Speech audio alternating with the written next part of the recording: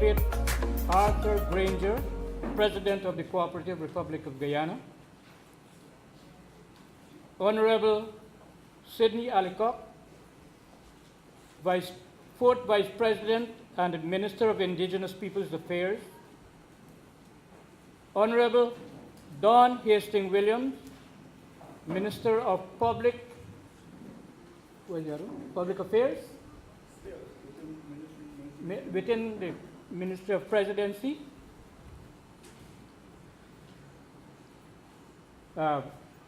His Worship the Mayor, Mr. Carlson Beckles, Vice Chairman, Mr. Carl Singh, Chief of Staff of the Guyana Defense Force, Commander of this division, other officers within the members of the security forces, other members of the regional council, other members of the municipality council. I have my REO and the DREO, AREO, and of course the other staff from the various ministries, and also from the other forum, the public forum. First of all, I must welcome each and every one of you to this session, and more so His Excellency and his team from Georgetown. And it's a great privilege of ours to have him with us, because our neighbors would normally ask, do y'all really meet your president face to face? We say, of course. They say, well, for ages they haven't met their president face to face. So we are fortunate to have His Excellency with us this afternoon. And this region is the largest within the country. And I just recently had my RIC meeting, and I told the seniors, I said, look, we are too often in the news today, and we have to look at that to see how we could curb that. I mean, good being in the news, but not in the negative. It must be positive things about the region when being in the news. So I know that you didn't come to listen to me,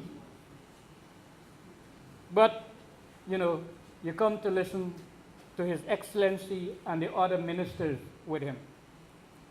You will have the opportunity to interact with him after the presentations.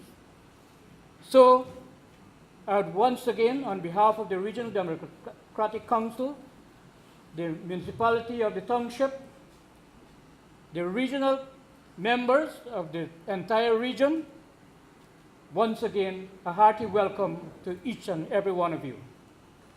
We have a surprise item. It marks surprise item. Education Department. So I'll now ask the Education Department to do their part.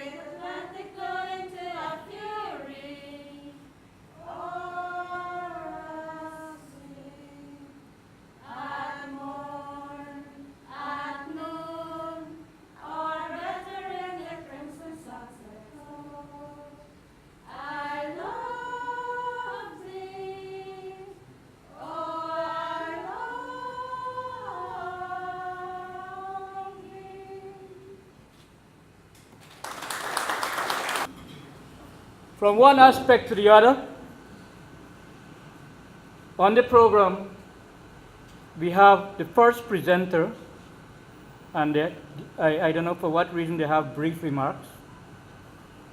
But I'll now ask and let us welcome Honorable Dawn Hastings Williams to make her presentation. So put your hands together as we welcome her.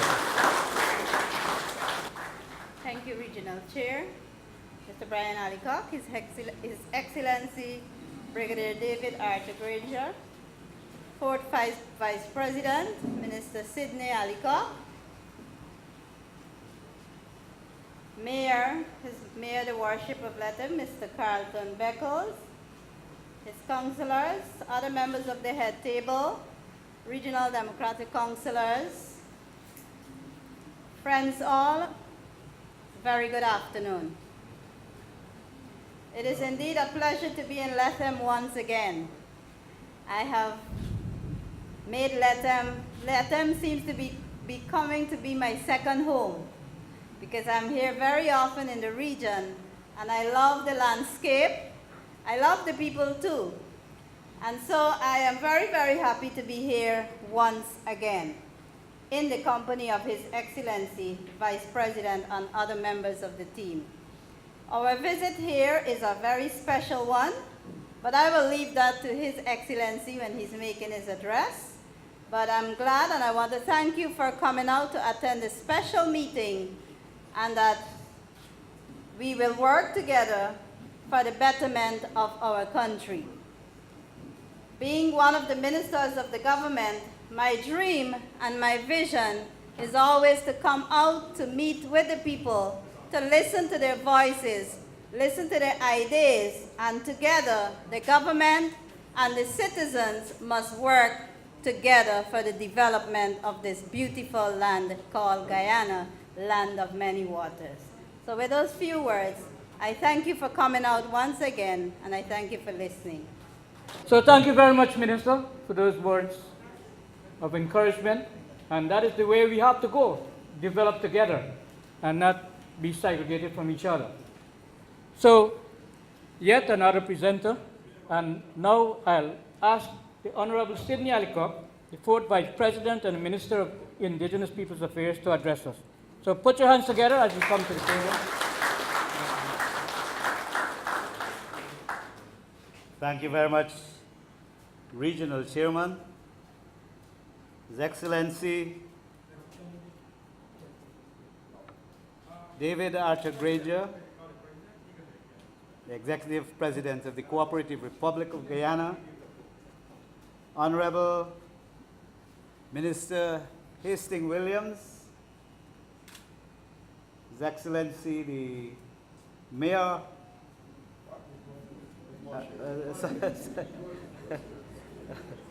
sorry about that, you give me a position right away. The Mayor of Georgetown, the Mayor of Lethem, Mr. Beckles. You know, when you get old, you get sort of conquer. The Regional Vice Chairman, the REO, DREO, all the O's, the military and the police force, all security forces here, media, members of the various ministries. It is indeed another wonderful opportunity to be in the presence of yourselves accompanying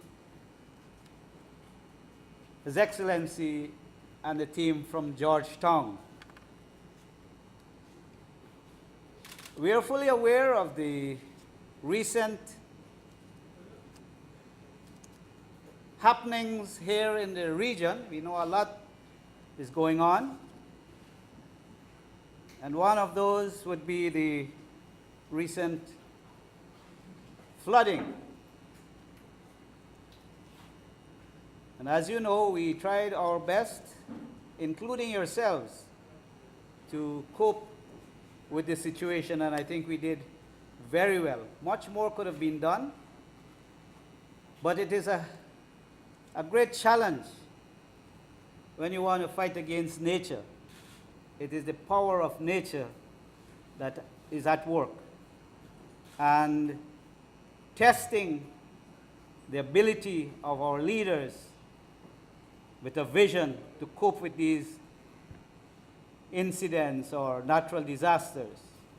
And it is telling us to go back, to look at what our old people used to do, our forefathers used to do to cope with situations such as these.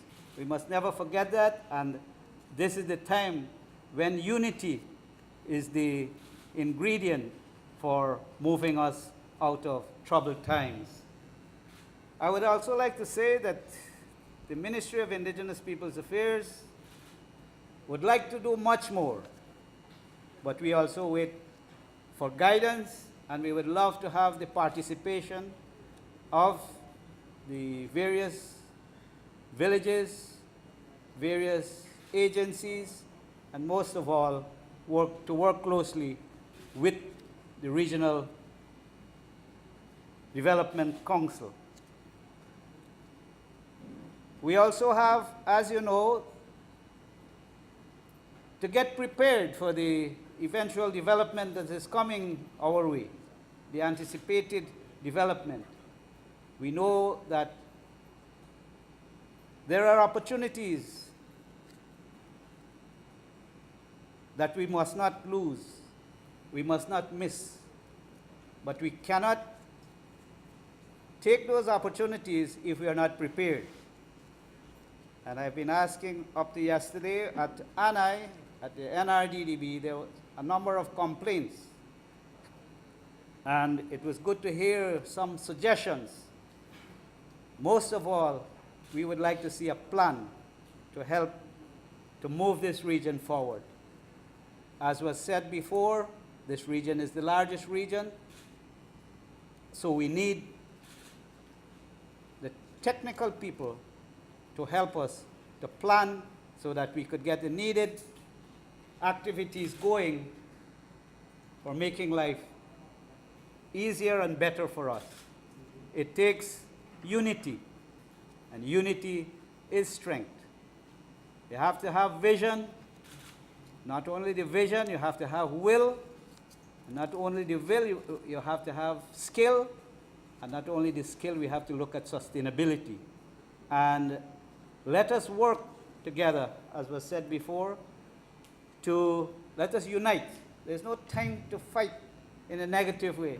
Let us put on our positive thinking caps. Let us attack the issues rather than personalities. Let us together come up with plans that will make our lives better. Remember, as leaders, we are not going to be here to become stones, so we have to have a succession plan. Let us give the young people that opportunity to take this dream forward of having the development of a green economy that would lead us into a better life for all Guyanese. I wish you well, and I thank you very much. Ladies and gentlemen, let us put our hands together as we welcome His Excellency David Granger, the President of the Cooperative Republic of Guyana. Please be seated. Honorable Sidney Alicock, Vice President and Minister of Indigenous Peoples Affairs, Honorable Dawn Hastings Williams, Minister of Public Affairs,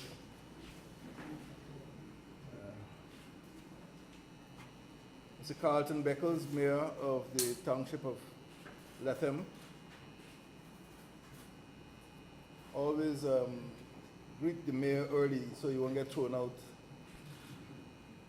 Chief of Staff, Brigadier Patrick West, Senior Superintendent Ravindranath Budram, Commander of F Division of the Police Force, Colonel Russell Combe, Security Advisor to the President, regional officials, members of the municipality, members of the Regional Democratic Council, public servants, guests, ladies and gentlemen, visiting to shows, I understand Mr. Douglas Casimiro is here. Mr. Casimiro, welcome. Other two shows, welcome. Once again, I'd like to say how happy I am to be back in Lethem. The first time I came here was 48 and a half years ago. In different circumstances. But today I come with a very clear idea of what I want to discuss with you. And I've asked not only for public servants to be present, but for members of civil society. I've come to speak about matters which concern not government servants, but the whole of Guyanese society. As I've said before, Guyana is a continental state with Caribbean characteristics. We are the largest English-speaking Caribbean country, and we are the only English-speaking country on the continent of South America. We have nearly 3,000 kilometers of borders separating us from the Portuguese-speaking Brazil, the Spanish-speaking Venezuela, the Dutch-speaking Suriname. Our national borders ensure the safety of our citizens. It's the skin of the nation. Our national borders secure our territory. Our national borders provide for the sanctity of our way of life, of our culture, our democratic culture. It protects us, protects our citizens, it protects our territory, it protects our way of life. Borders are important. Guyana's concern about its territorial integrity and security was the reason why last year we established 3 new tongues. That hasn't happened for decades.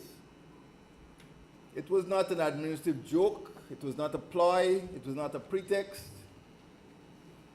We created 3 tongues, and we will soon create 1 more tongue.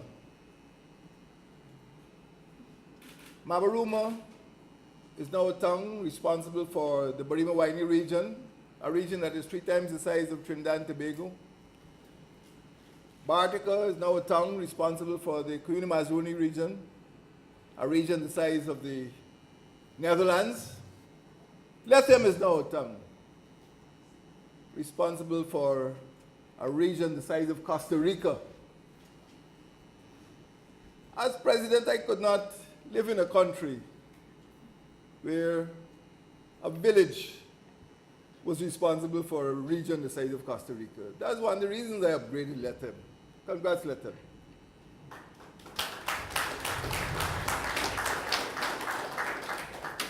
So what we have now is that the whole western Essequibo, west of Fort Island, west of Fort Zelandia, will now be administered by capital tongues, not villages, but capital tongues.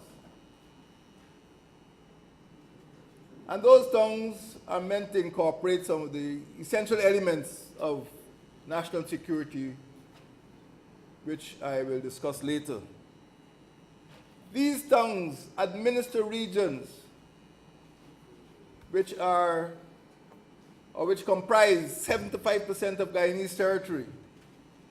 The Barima-Waini region, over 20,000 square kilometers. The Cuyuna-Mazruni region, over 47,000 square kilometers. The Bataro-Siparuni region, over 20,000 square kilometers. And of course, the queen of them all, the Rupununi, 57,750 square kilometers. Wow, what a lot of land. But these regions are also border regions, because each one of these 4 regions has a frontier with a neighboring country. And that is of concern to me. When you add East Berbice Quarantine, that region has a border from the Kutari right along the Quarantine, 36,000 square kilometers. So together, the 4 hinterland regions west of the Essequibo and the East Berbice Quarantine region comprise 181,000 square kilometers of our territory. These hinterland regions generally have low population. They are large areas of land which seem to be uninhabited. communities are isolated. And the chairman just explained that in Rupununi alone, he has 56 villages to be responsible for. But although Guyana has cordial relations with Brazil, Venezuela, and Suriname, we are nevertheless victims. We are nevertheless threats to transnational criminal syndicates. These are not controlled by the government, but as you know, they have their own criminal motivations. Our security starts on the border, right here at the Takutu, right on the Ireng. That's where security starts. If our borders are porous, pirates will penetrate along our coastline. People traffickers will traffic children and women. Contraband smugglers will bring in guns. As you know, Brazil is one of the world's largest manufacturers of small arms. Drug gangs will come into our country. Illegal migrants will come into our country. These elements are not friendly to us. They will jeopardize the safety of your own women and children, of our own communities. They'll bring guns, they'll bring violence, they'll bring drugs into our country. They will change our way of life, and that is why border security is so important, to protect our way of life. When these people come in, they just come after greed. They're looking for drugs, they're looking for gold and diamonds, they're looking to traffic in people. They're not interested in your welfare. So we have collectively to do everything possible to protect our Guyanese way of life. And we can see from the daily papers what is happening. And we see that the syndicates, the criminal syndicates, are almost mirroring the form of government. You have low-level crime. You have crime at the regional level, and you have crime at the national level. You have crime by land, crime by sea, and crime by air. These syndicates are rich enough to corrupt public officials, rich enough to get young, impressionable people to get involved in criminal activities. I see our borders, therefore, as the first line of defense against transnational crime. We have to keep our borders secure to prevent their being penetrated by transnational criminal syndicates. Border security is important to protect our economic wealth, so that the gold and diamonds coming out from the Rupununi, coming out from the Potaro-Separuni, coming out from the Mazuni-Kuyuni, coming out from Barima-Waini, these are the regions which produce our mineral wealth. And you know as well as I do that some of that wealth is being taken illegally across our frontiers. And we have to protect that so that our wealth can be used for the benefit of our children. The borders are necessary to protect our country and to prevent illegal mining, prevent illegal migration, prevent illegal fishing along our coastline, prevent smuggling. As you know, in years gone by, we had problems with garimperos. But illegal miners still come into our country. Some bring over their own equipment, unknown to the region, unknown to the country's national government, the central government. Borders are necessary to protect the economy and safeguard our existence as a sovereign law-governed state. If our borders are not secure, we could become a lawless state in which people bring huge criminal syndicates into our country and actually resist the law enforcement authorities.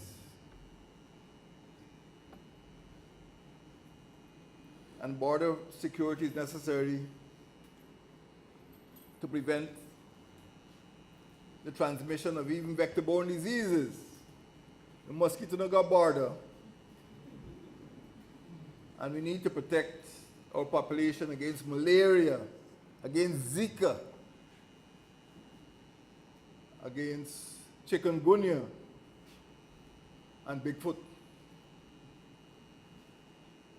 You remember in the Rupununi we used to have stations to protect our industry, our cattle industry from foot and mouth disease. Without borders, without secure borders, we can have our livestock decimated by disease from other countries. So for all of these reasons, border security is necessary. We see what has happened at the Atlantic. People can come into our fishing grounds, and some of those pirates are so vicious, they kill poor artisanal fishermen, throw them overboard, steal their catch, steal their engines. Once something like that happens, the International Maritime Organization, international community would say, hey, what a lawless country this is. And people would not want to invest. So our border starts at the Atlantic. The border with Venezuela, as you can see, there are some internal problems in Venezuela I don't want to comment about. But when Venezuela coughs, Guyana gets a cold.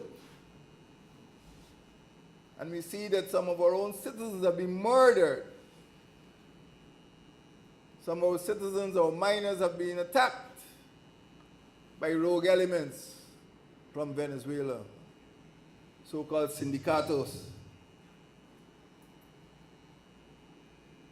We've also been losing billions of dollars in revenue from contraband trafficking. Mining camps have been invaded. The border with Brazil, 1,300 kilometers long, especially here along the Takutu and the Ireng rivers. And you know, you don't have to read the news. All you have to do is lie down in your hammock at night and listen. It's not thunder, it's planes landing. You know that as well as I do. But what are they landing for? They're either bringing in contraband or removing our minerals, gold and diamonds. Bringing in guns and maybe other substances. They're not coming to do us any good. They're coming to do us harm. And even our border with Suriname, nearly 800 kilometers. Well, Surinamese border invent the word backtracking.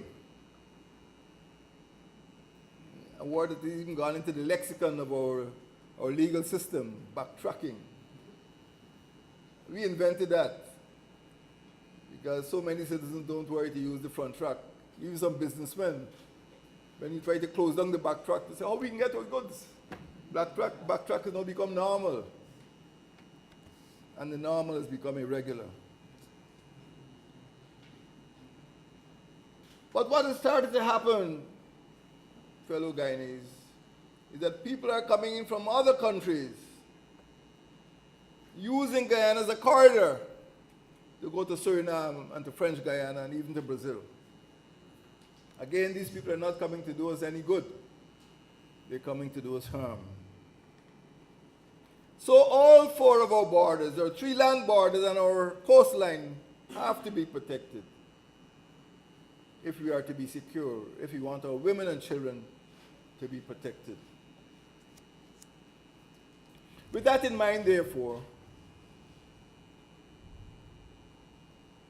we've tried to create a security system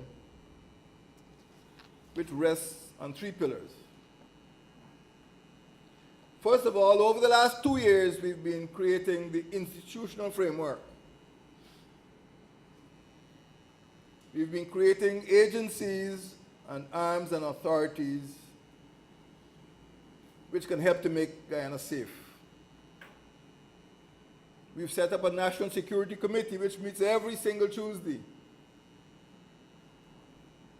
And sometimes when there's a problem at the prison or elsewhere, we meet every other day to make sure that at the highest level of state, we respond to the threats to security. That's how important it is.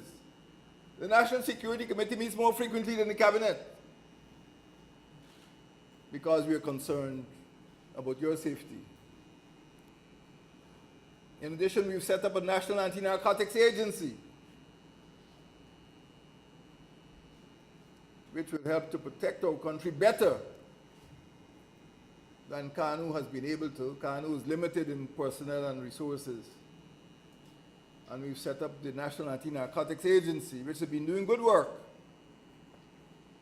in trying to identify the sources of narcotics coming into the country, and of course, trying to identify the people who are dealing with narcotics and trying to make Guyana a cocaine platform. We've set up a National Intelligence and Security Agency, and we've launched, once again, the National Drug Strategy Master Plan. So we have not been sitting on our hands at the institutional level. We've been creating the architecture. We have not completed our task, but we are not going to ignore the threats. We are preparing the correct structures to respond. And I'm confident that in the near future, we'll be able to bring that form of criminality to an end. We've also passed legislation, anti-money laundering and countering the financing of terrorism legislation, to curb transnational financial crimes. So people who want to profit from contraband, from smuggling gold or cocaine, they'll find it very difficult to launder their money. They'll have to sleep with the money under the mattress, because once they go into the financial system, into the banking system, the legislation is going to catch them. We're enhancing the enforcement capabilities of the Guyana Defense Force and the Guyana Police Force. As you can see, there are now horses in Lethem again. And these horses don't need dieseling. They'll be able to extend the reach of our defense and police forces. And this morning, in speaking to the Defense Force, I have agreed with the Chief of Staff that there'll be a riding school at the Karma Savannas, which are very similar to the Rupununi Savannas, where every soldier and every officer coming out of our Colonel John Clark Military School and our Colonel Ulrich Pilgrim Officer Cadet School will learn to ride. So if he comes into the Rupununi, he will be able to care for his horse. He'll be able to go on patrols, and he'll be able to prevent the type of criminality we've been seeing in the savannas from taking place. You've also seen the Guyana People's Militia being resurrected. Last week we were at the Colonel Robert Mitchell Training School in the Macquarie and the Essequibo River. We saw scores of young militiamen, reservists, learning to survive in the jungle. We're not trying to build a big army. We don't have money. But these reservists will do their training and go back home. And we will augment the reserve unit here in Rupununi, here in Lethem, and the different communities, so that when there's a civil emergency, such as you had the flood, they'll be able to respond. You don't have to wait for somebody from Georgetown. They'll be able to respond, along with the RDC, to any emergency that arises. The whole idea, as I said before, is that with the creation of these towns, every region will be governed by a capital town. So the regional chairman will sit in the seat of administration of his region. And the regional chairman will be able to call on a police divisional commander because the police divisions will be changed.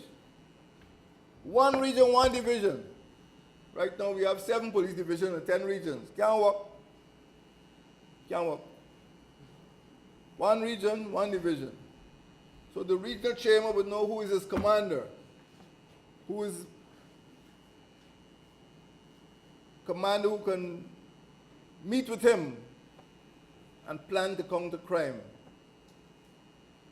Every militia company will be able to relate to the regional chairman. The region is critical. Government operates at 3 levels. The central government level, that's why you have one alicap. The regional level, you have another alicap. And I'm sure when you go to Arnaputa or Anna, you're going to run into some more alicaps. But the point is, it's not just government in Georgetown. The regional chairman must be allowed to govern his region. But he must be able to call on the police. He must be able to call on the defense force. He must be able to call on the other arms of the government so that this region could be developed much more quickly and much more securely. And the third leg on which our security structure will stand, along with the institutional framework that we're building, is the leg of international cooperation. And I'm glad to see that over the years, our cooperation with the Federative Republic of Brazil has remained cordial and strong. We need to cooperate with foreign countries because we're dealing with transnational crime. We're not dealing with homebred crime. Somebody thief a bird or a parrot cage, 2 fowl cock. We're dealing with transnational crime. We're dealing with people who coming in beechcraft. So we need a level of international cooperation. Within minutes, we were able to find out who was the owner of that aircraft. We need to collaborate with the Caribbean through IMPACT and through the Caribbean Basin Security Initiative with the United States government. We need to collaborate with the United Kingdom, DFID, and Colonel Combe. Here is the Presidential Advisor on Security, sponsored by the government of the United Kingdom of Great Britain. We need to cooperate with other international partners to ensure that narcotics trafficking, money laundering, and illegal overflights and incursions into our airspace are brought to an end.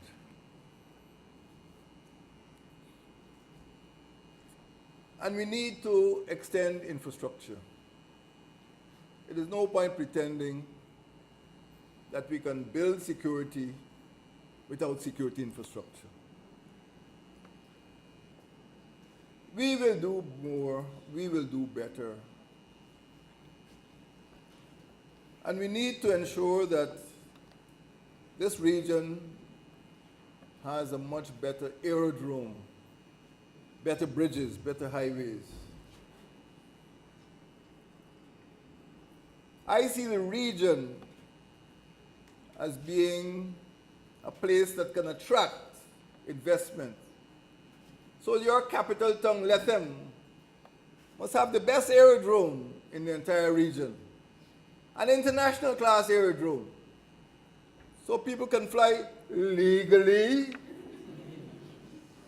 from Barbados or Trinidad or Suriname or Manaus and land here because it's already a port of entry.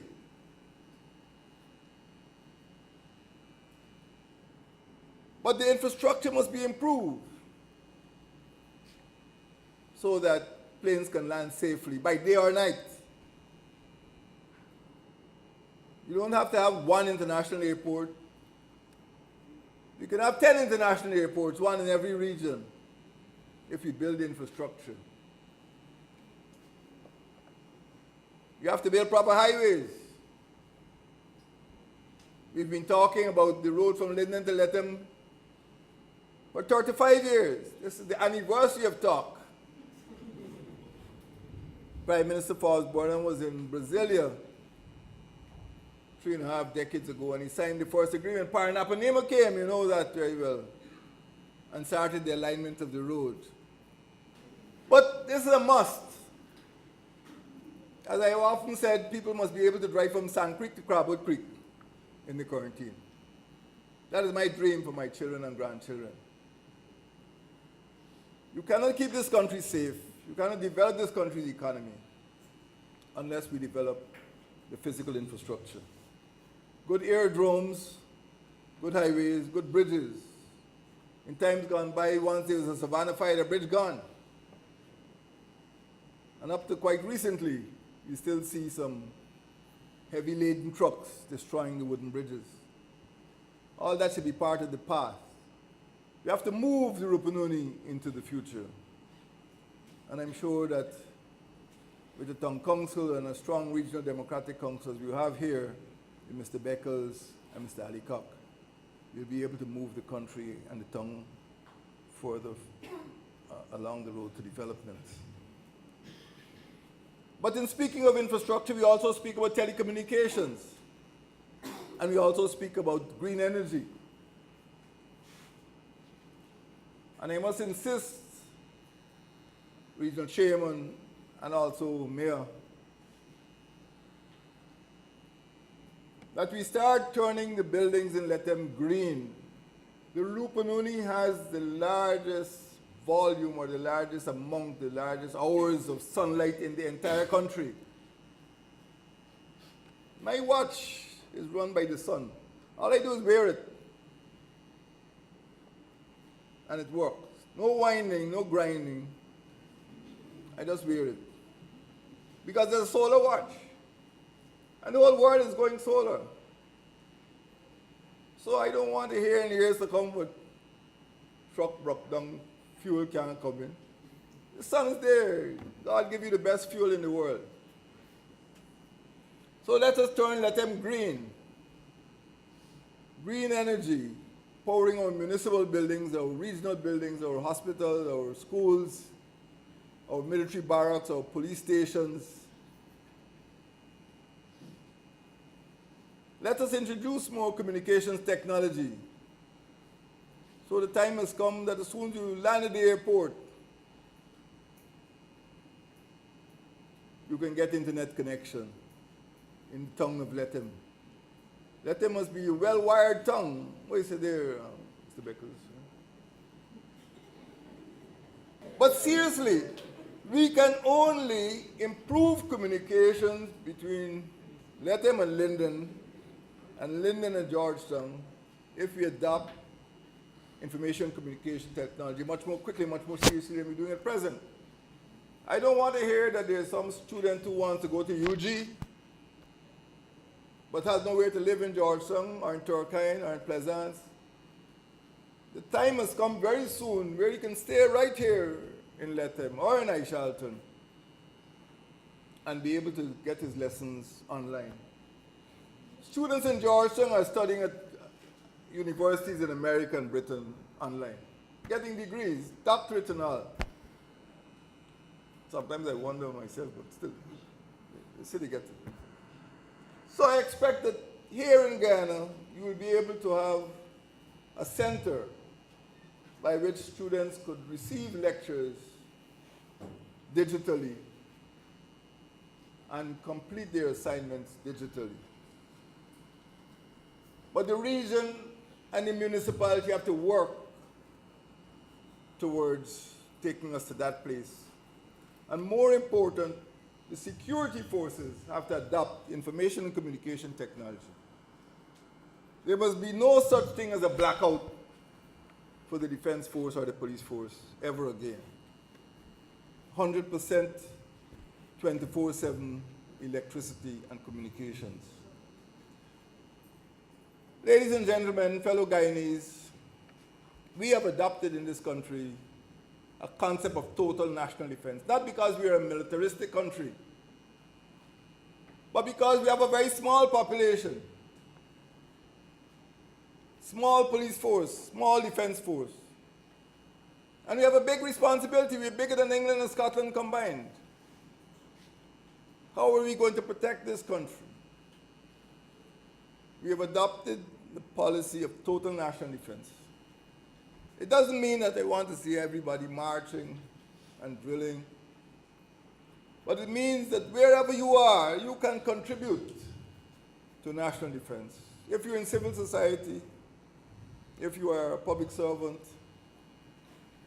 we want you to understand what the concept means. It means that Guyana as a whole would be able to rely on the cooperation of all sections of society, all the arms of government.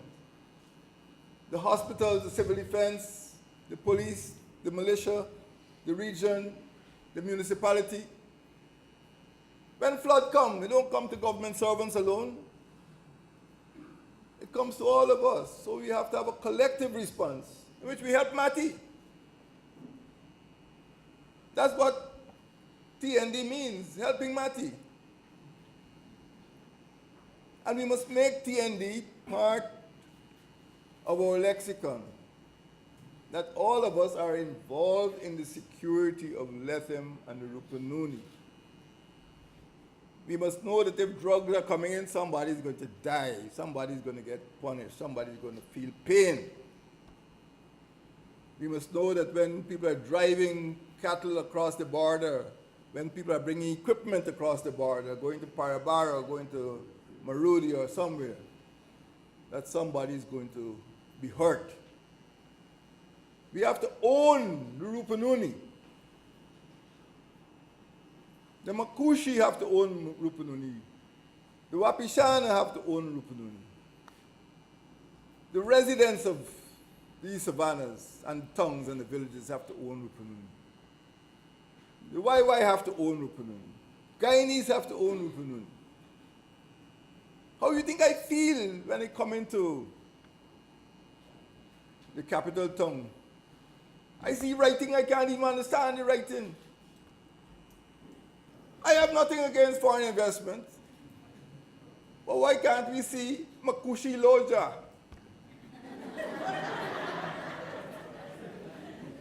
Huh? Oh, you all laugh. No, why can't the Makushi and the Wapishan open big stores and they let them to? You know, when I go to Mokomoko, last time I was there, going to see the cemetery. You know the cemetery there? You all used to call it the Mokomoko hydro plant. It's just a cemetery now. It's quiet as a grave. And how are we going to fix that? Is it Brian? Amen. Going to bring hydropower back, this region, Chairman.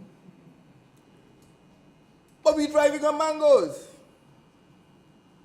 Because we don't have electricity, because we don't have the equipment, because we don't have the capital to create factories or to create industries. So, by allowing these foreigners to come in and take our wealth out, we are impoverishing our own region. We are obstructing the development of Guyana's largest region. So maybe one or two people can feel they're getting rich, but a lot more people are becoming poorer and poorer. Because we're being bled by crime. And that is why total national defense is so important. Because we now see the need to take collective ownership of this great region. We cannot afford the size army needed to protect a country like Guyana. And that is why we're reinvigorating or rehabilitating the Guyana People's Militia, so that people can be part-time soldiers, they can be on the lookout. But I call in the region too, to reestablish the security system, so that at the local level, at the neighborhood level, at the village level, there must be weekly meetings in which information could be passed to the municipal level. And at the municipal level, there must be regular meetings so that information can be passed to the regional level. At the regional level, there must be meetings so the information could be passed to the central level. I am the chairman of the National Security Council. But I'm blind. I can't depend on Kaito News to know what's going on. I have to depend on Brian Ali Cobb. I have to depend on Mr. Beckles. Because this is where the incidents occur. I don't have illegal landings at Ogle. I have to get the news from where it happens, live and direct. So I'm calling on all of these organs, the private sector, the non-governmental organizations, the ministries, the security forces, the government departments, the RDC, the town council, to become aware of the need for treating regional security, the security of the Rupununi region, as one of its top priorities. Ladies and gentlemen, as I said, I am very happy to be here again.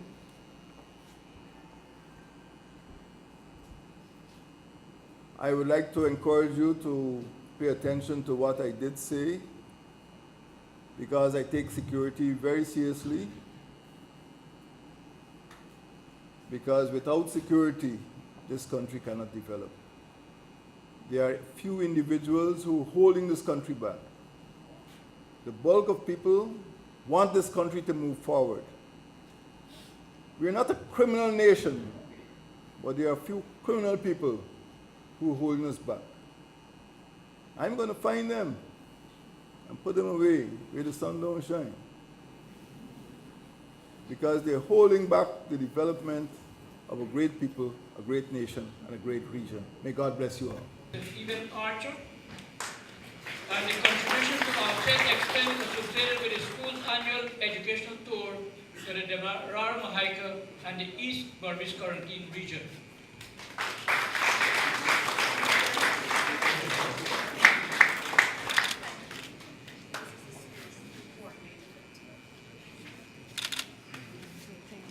Letem Tongwi Committee.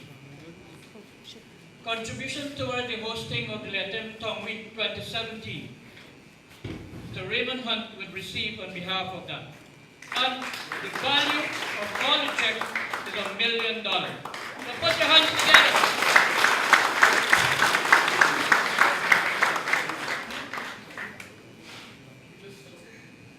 The value of each check, not all checks. Thank you. Thank you.